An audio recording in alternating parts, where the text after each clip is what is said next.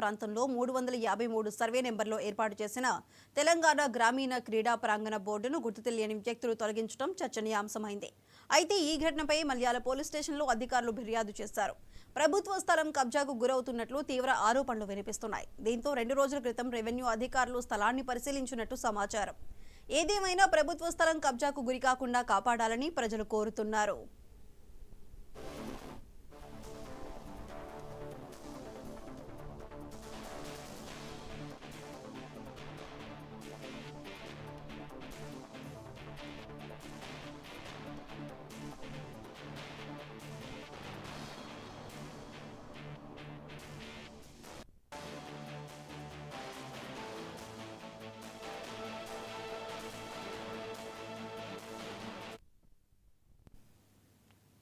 సిద్దిపేట జిల్లా కొమరవెల్లి మల్లికార్జున స్వామిని హర్యానా గవర్నర్ బండారు దత్తాత్రేయ కుటుంబ సమేతంగా దర్శించుకున్నారు.